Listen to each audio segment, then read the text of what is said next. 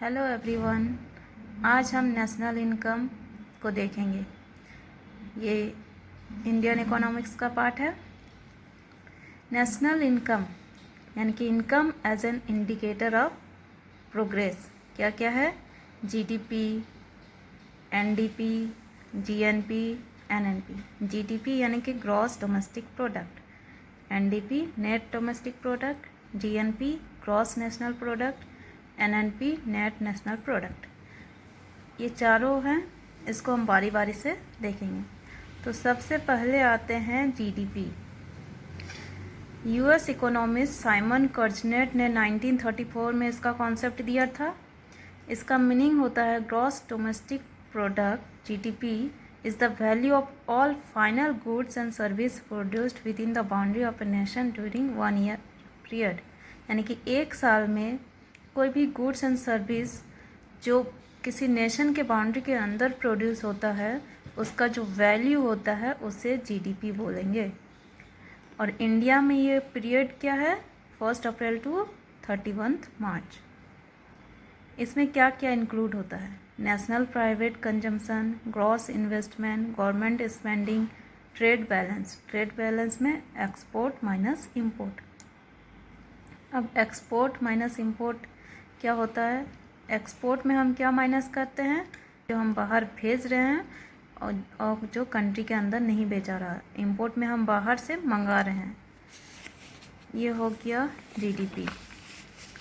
GDP का use क्या क्या होता है, अब इसको देखेंगे। इसका यूज होता है per annum percentage change in it is the growth rate of an economy. यानी कि जीडीपी में पर एनम जो चेंज होता है उसे ग्रोथ रेट बोलते हैं। ग्रोइंग इकोनॉमी का मतलब क्या हो गया? Adding up its income. Second point क्या है? It is a quantitative concept and its volume और size indicate the internal strength of the economy. ये क्वांटिटेटिव है ना कि qualitative. This is the most commonly used data in comparative economics. Third point, GDP of the member nation are ranked by the IMF। IMF यानी कि international monetary fund at purchasing power parity, PPP। GDP किसी भी nation का rank किया जाता है IMF द्वारा और उसको PPP पर PPP पर रैंकिंग किया जाता है। इंडियाज़ का जीडीपी थर्ड लार्जेस्ट था after China and USA। India third rank पर था, लेकिन ये रुपीज़ को अगर हम डॉलर में कन्वर्ट करके देखें तो ये रैंक 5th आता है। ये जीडीपी ख़त्म हुआ। अब एनएनपी यानी कि नेट डोमेस्टिक प्रोडक्ट।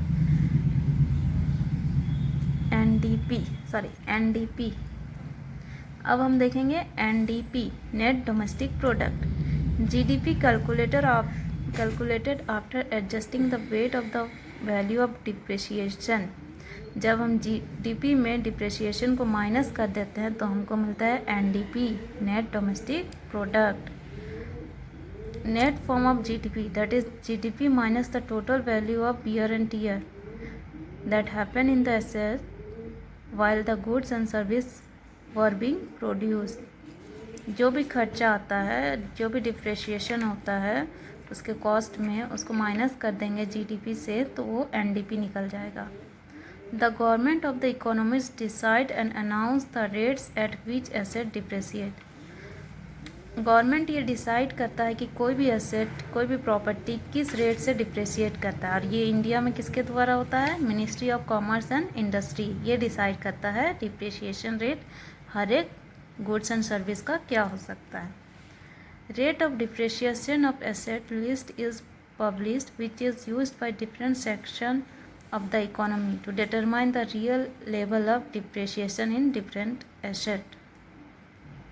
एक लिस्ट प्रोवाइड करवाया जाता है गवर्नमेंट द्वारा, जो डिफरेंट इकोनॉमिक सेक्टर उसको यूज़ करते हैं कि किस रेट से डिप्रिसिएशन हो रहा है और उसका रियल वैल्यू क्या होगा किसी भी टाइम पीरियड पर।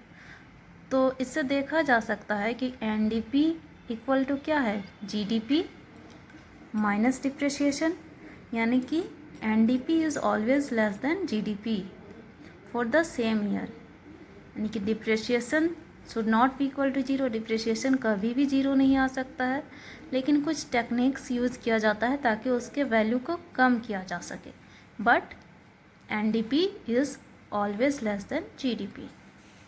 ये एनडीपी का कॉन्सेप्ट था। अब इसका यूजेस देखते हैं। The different uses of concept of NDP are for domestic use to understand the loss due to depreciation to the economy। हम लोग इससे पता करते हैं कि कितना लॉस हो रहा है। Use to analyse the sectoral situation of depreciation in industry and trade in comparative period.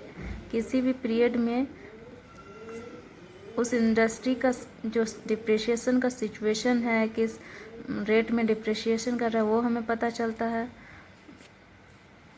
Second point है to show the achievement of the economy in the area of research and development which try to cutting the level of depreciation. Depreciation को कम करने के लिए हम लोग research and development में जो इन्वेस्ट करते हैं, जो अचीवमेंट लाते हैं, वो भी इससे पता चलता है एनडीपी से। अगर एनडीपी का वैल्यू हायर जा रहा है, यानी कि हमने रिसर्च एंड डेवलपमेंट में अच्छा अचीवमेंट करा है। अब NDP is not used in comparative economics. हमने इससे पहले पढ़ा था जीडीपी को कंपैरेटिव इकोनॉमिक्स में यूज किया जाता था, लेकिन एनडीपी को नहीं किया जाता है। To compare the economies in the world because of different rates of depreciation in the different economics of the world. इसका मेन कारण क्या था कि डिप्रिसिएशन का रेट हर एक जगह अलग अलग होता है, इसलिए इसको कंपैरेटिव इकोनॉमिक्स में यूज नहीं कर सकते हैं। Now use of depreciation. Depreciation का कहाँ कहाँ यूज हो रहा है? To determine the real value of asset. कोई भी एसेट है उसका समय के साथ वैल्यू घटता है, तो अगर हमें डिप्रिसिएशन पता रहेगा किस रेट से उसका वैल्यू घट रहा है, तो हम उसका रियल वैल्यू निकाल सकते हैं। Second, domestic currency float freely as against the foreign currency. Second चीज़ है डोमेस्टिक करेंसी जो होता है फॉरेन करेंसी के टर्म में उसका उतार चढ़ाव होते रहता है, तो ये भी हमें डिप्रिसिएशन का ही कॉन्सेप्ट से पता चलता है। It is also use by modern government as a tool of economic policy making. इसको पॉलिसी मेकिंग में भी डिप्रिसिएशन का यूज किया जाता है। अब थर्ड टॉपिक है जीएनपी, ग्रॉस नेशनल प्रोडक्ट।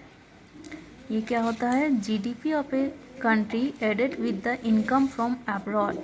जब हम जीडीपी में इनकम फ्रॉम अब्रॉड ऐड कर देंगे तो हमें क्या निकलेगा? Gross national product.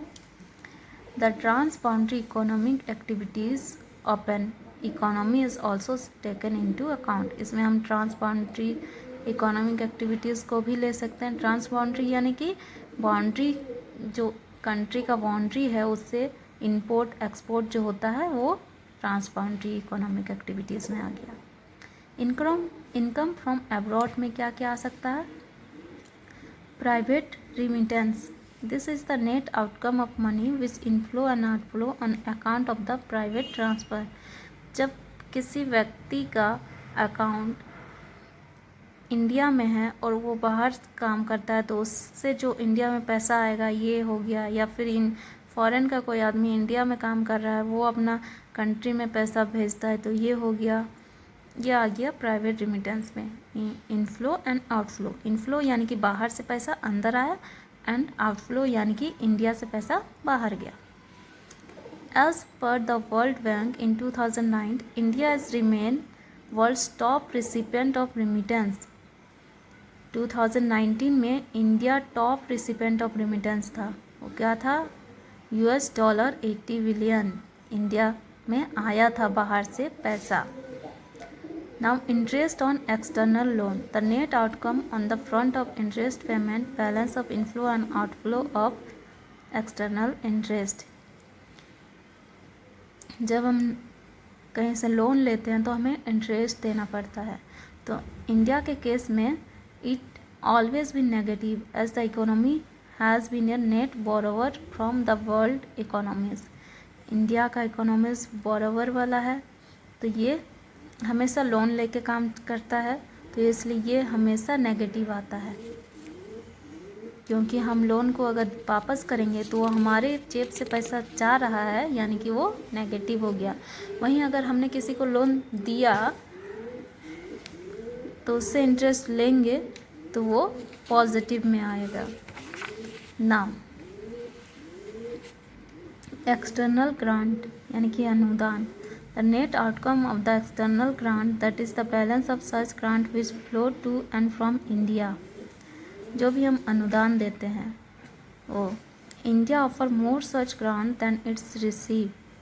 India donate ज़्यादा करता है। Offer several development in humanities grant to foreign nation. Grants outflow from India has increase at its economic diplomacy aimed at the playing bigger role at international level। ये 3 component था income from abroad में। क्या क्या था? एक private remittance, second interest on external loan and third external grant. अगर तीनों को कंबाइंडली देखा जाए तो हमें या तो पॉजिटिव हो सकता है या नेगेटिव, लेकिन इंडिया के केस में ये हमेशा नेगेटिव होता है। तो जीएनपी में अगर हम इनकम फ्रॉम अब्रॉड, जीडीपी में इनकम फ्रॉम अब्रॉड ऐड करते हैं तो हमें मिलता है जीएनपी, और income from abroad in case of India is always been negative, तो ये नेगेटिव हो गया। तो हम देखते हैं GNP is equal to GDP minus income from abroad. तो इससे क्या निकल गया? GNP is less than GDP. तो ये हमने 3 टॉपिक पढ़ाया।